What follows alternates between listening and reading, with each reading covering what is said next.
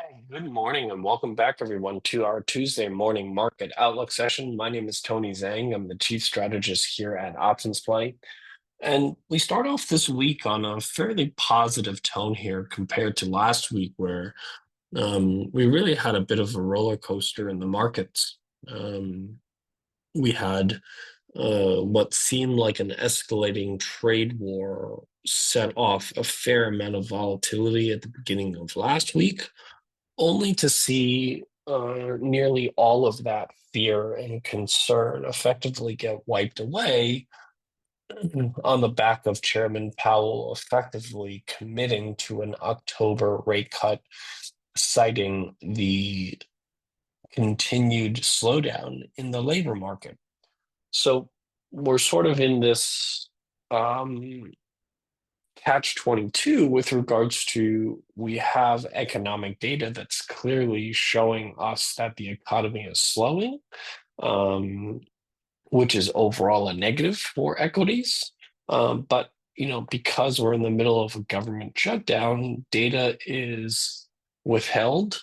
Data is being delayed. This Friday, we are going to get the CPI print. We do expect that about a week after November, we will get the non-farm payrolls data, which is typically expected at the very beginning of November. So, the important data that we need is still going to come out despite the government shutdown, but it will be delayed. So you have this one factor where economic data is clearly starting to slow, which is, like I said, a negative for the equity markets. But because of the deterioration in the economy, the Fed is stepping in with rate cuts or speeding up their rate cuts, which provides support for the equity markets. And the question is, which of those two forces are stronger? At the moment, if you look at the S&P 500, after what was a initial reaction that was fairly negative to the escalating trade wars, nearly all of those that decline on that single day has been largely erased by the gains over the last 5 trading sessions since then. Like I said, you really have the Federal Reserve committing to an October rate cuts, and it looks like December is also going to be a fairly close one. And it's very likely that they're going to have to cut rates in December here as well, unless the labor market somehow stabilizes substantially between now and then. But my hunch is that we're likely going to get another rate cuts towards the end of the year.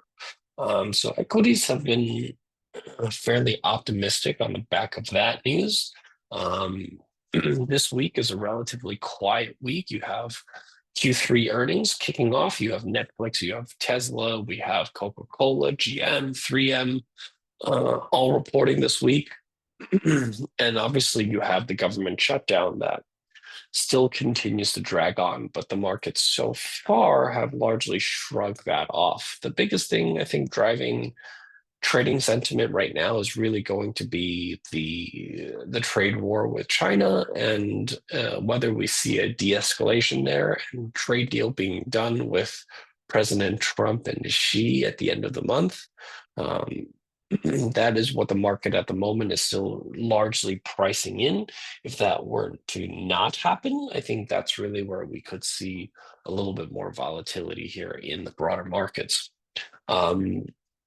If you look at kind of the S&P, we did manage to get back above the 21-day moving average. We are now within spitting distance of the all-time highs. You see the same thing here on the Qs.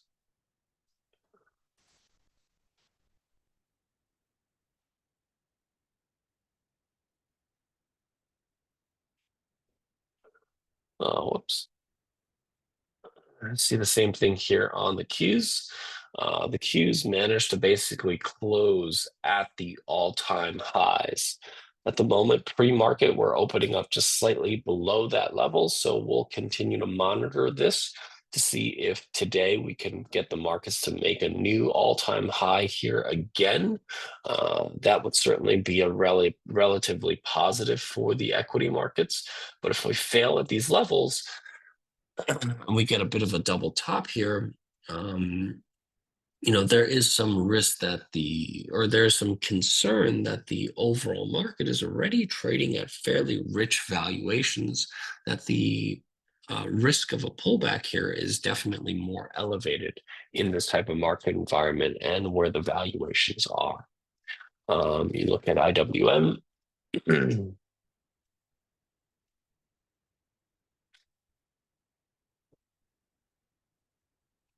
You look at IWM, and we're also within spitting distance of the all-time high. IWM actually showing a fair amount of strength here compared to the S&P and the NASDAQ, and then also the equal weight S&P 500 index.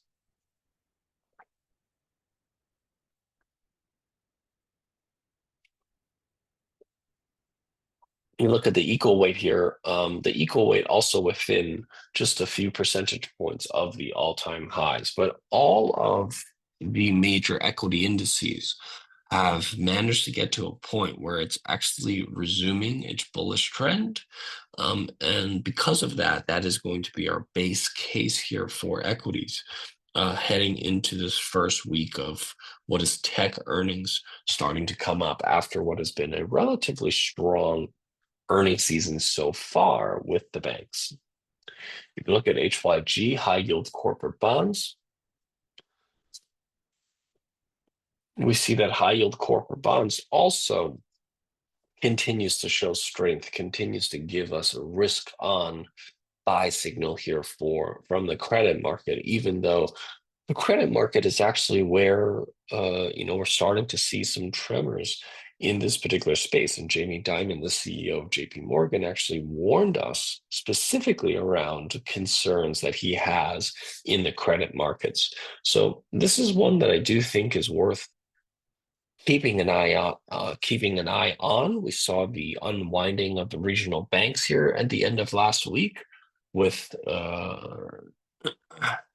some levels of fraud, relatively small from a dollar perspective, but the question is whether or not we uncover more loan fraud or credit fraud that might have a bigger systemic risk in the overall markets. I think that is what investors need to be cognizant of and aware of in this type of market environment.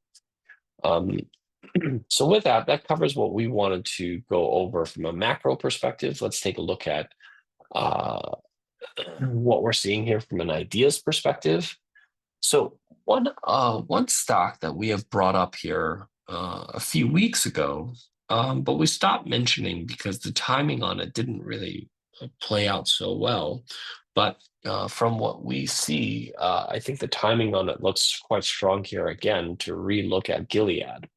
So we initially looked at Gilead when it started to break out here above, call it 115, because it started to look like this formation, this base that we were forming was starting to break out here to the upside. That was kind of what we initially saw. And especially at the time when we brought this up back here in mid-August, the valuations on the stock look quite compelling at a relatively inexpensive valuation while growing relatively fast and quite profitable as a company. But as the stock kind of traded sideways, as it started to pull back into the trading range, that's when we decided that even though the valuations look really compelling, the timing on it just wasn't right. But fast forward here a couple of months here, the stock kind of consolidated a little bit after what has been a small move in the underlying stock, not a huge move, but a bit of consolidation. And now the stock is starting to break out here, and it broke out here above that flag, but it also recently broke out here above 120. And I think that's fairly significant. This breakout here above 120. So we'll see if this can hold this 120 level here this time. But Gilead trades at around 14 times forward earnings, which is quite reasonable, especially if you look at EPS growth. is approaching the 25% EPS growth. Net margins are around 22%, which is significantly higher than the average, call it biotech pharma stock. So the fact that it's more profitable, grows incredibly fast, but it trades at a valuation that is still basically the same as its peers, is where I believe that there's some upside potential here in Gilead. The next one we'll take a look at here is Newmont Mining. Now, gold has obviously been on a tear. Gold miners have also been a big part of that. Newmont Mining, one that we've been following here, is one that I think worth paying attention to. Newmont trades at a very reasonable valuation here as well, around 13 times forward earnings, which is a 20% discount to its peers. Newmont's expected to grow quite fast. We're looking at about 21% EPS growth. Where Newmont Mining is really interesting is that net margins are north of 30%. So this is a company that's very profitable from their gold mining. And in this type of market environment where something's trading at only 14 times forward earnings with net margins north of 30%, that's really where I think this warrants another look, even though the stock has already had what is a nice runs here since the beginning of the summer. So Newmont Mining with gold hitting all-time highs, I think worth taking a look. The next one here is utilities, and this is a play that I think is also worth considering in a more defensive market. And we have seen the markets move to a much more defensive tone here in the last week or so. PCG, as you can see, the stock has call it bottomed here below the $16 level and formed that base. It broke out here above 16. We're seeing a bit of consolidation after the breakout, and we're seeing if this can start taking off here to the upside. And Pacific Gas and Utility, which is the company, trades at only 10 times forward earnings, which is quite inexpensive, especially if you look at growth expectations. We're looking at growth expectations that are largely in line with the industry, where Pacific Gas and Electricity lags behind is in profitability. The average utility stock is usually around 14-15% net margins. Pacific Gas and Electricity is only about 10% net margins. So the fact that we see the stock being not as profitable is part of the reason why it trades at a discount. But this is the part of the business that the management team is focused on, is improving margins, improving operational efficiency, growing earnings. So as they do that, that's really where I feel the valuation becomes quite compelling. And if the timing is right, that gives us the opportunity to participate on this stock, re-rating to where it should be trading from a valuation perspective. The next one I want to take a look at here is Meta. And Meta remains one of my top picks within the tech space. As you can see, this stock, it's been trading sideways for a little bit. And the question is whether or not this can continue moving higher, or this is potentially at risk of moving lower. And, from my perspective, Meta trades at 24 times forward earnings, which is not cheap. But if you look at kind of growth rates and you look at how profitable they are, I actually think 24 times forward earnings is incredibly cheap. We're looking at growing EPS and revenues somewhere in the 12 to 15% range. Revenue growth is probably closer to 16 and a half, 17 times revenue growth. So we're seeing a lot of organic revenue growth that's been driven by AI, which is really interesting, especially since investors are all concerned with the amount of capital expenditure these tech companies are embarking on for AI. But Meta happens to be incredibly profitable. Yes, they are spending a boatload of money on AI, but they actually have money to spend because they're hugely profitable, net margins of 40%. I would say there are very few stocks in general, let alone tech stocks, that are only trading at 24 times forward earnings that have a significant AI play.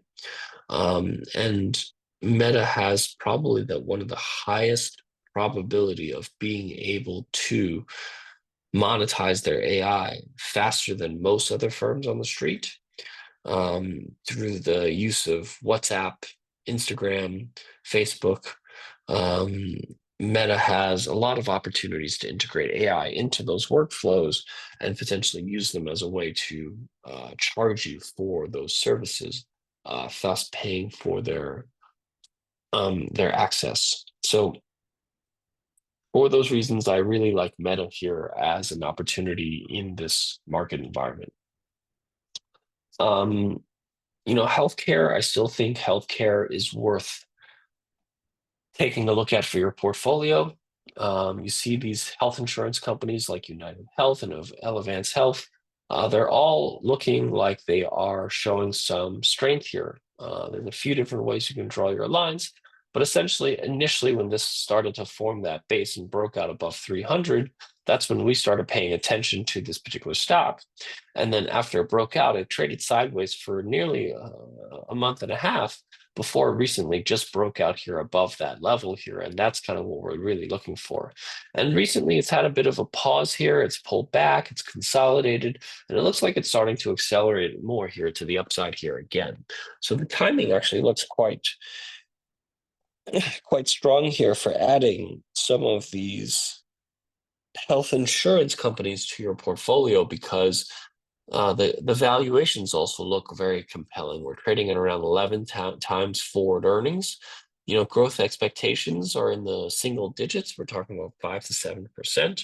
So not quite anything to write home about, but definitely respectable. And more importantly, Elevance is actually more profitable than some of its bigger peers like United Health. Well, it's really only United Health that's bigger. Everyone else is smaller than Elevance. So the fact that it's more profitable, it's growing largely in line with the industry, is where I think there's an opportunity for Elevance Health in your portfolio, where the risk reward looks more favorable, skewed to the upside at the moment than to the downside. Um,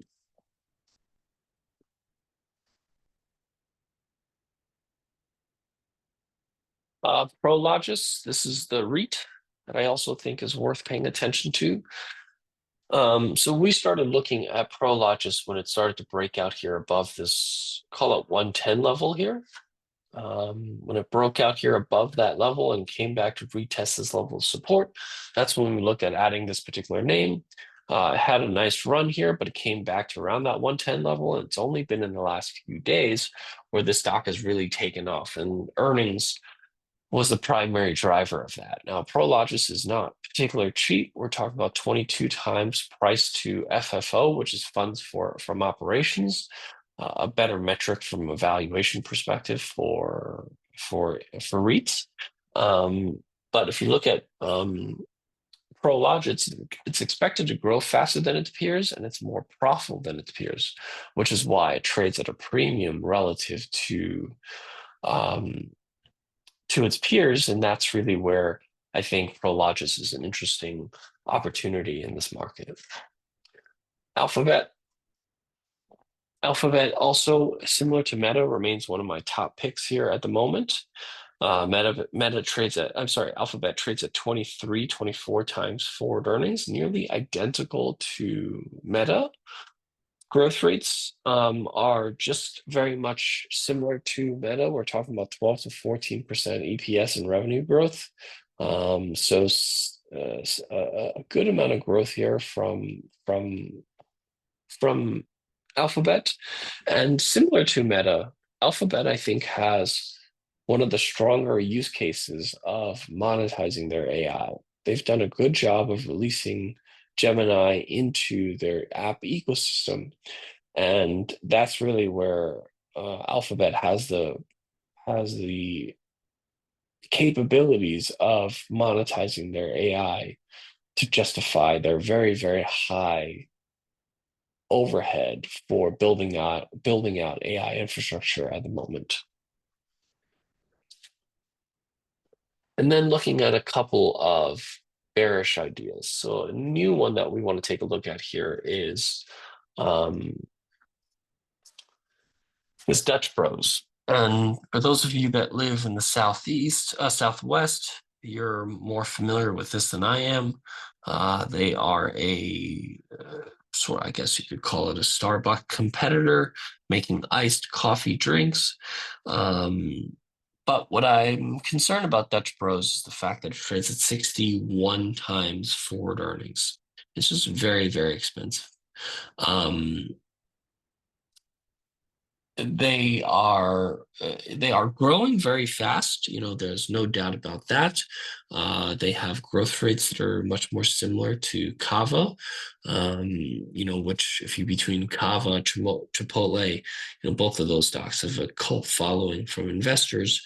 We'll see about Dutch Bros, but one of the things about Dutch Bros is the fact that yes, it grows very fast, but it's not very profitable. And that's really the problem, is that it's it's growing very fast, but it's not nearly as profitable. So it's hard to return cash to shareholders. Um, after every single meal, or every single thing uh, that they um, produce, it's hard to scale it. With regards to food, it's not like a server where you create a piece of software, you can scale it, which is why the fact that it trades at 61 times forward earnings, or about 6 times sales, I think is concerning to me. And if you look at the chart here, the stock has recently struggled quite a bit here. Basically, since call it February of this year, the stock has been trading sort of sideways to lower, right? So if you look at the overall trend, it's kind of slightly turning lower here. And we recently broke down below this $56 level here. We broke down below it, came back to retest this level of support. And my concern is that there's some further downside ahead. So looking at Dutch Bros trading at 62 times forward earnings, I have some concerns that there's some downside risks with this particular stock. And then the last one I'll leave you with here for today is Philip Morris. Philip Morris reports earnings this week.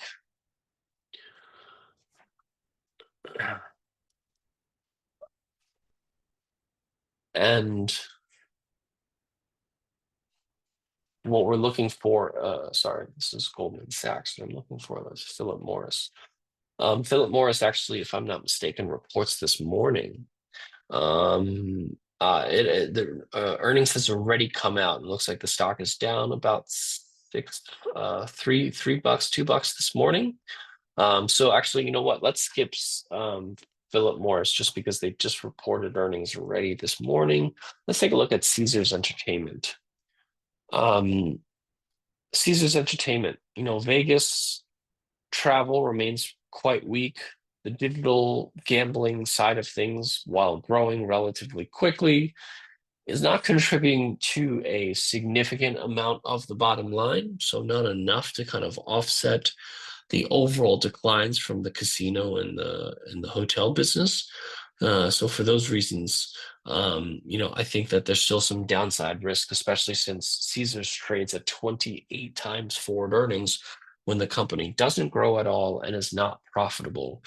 When you're trading at 28 times forward earnings with not being profitable or growing at all, I think is a big concern. So that's what I have here for today. Hopefully that gives you a good understanding of how I'm thinking about the markets from a big picture perspective, and then some of the ideas that we have here for this week. With that, thank you so much. I hope you guys have a great trading day, and I'll see you guys here next week.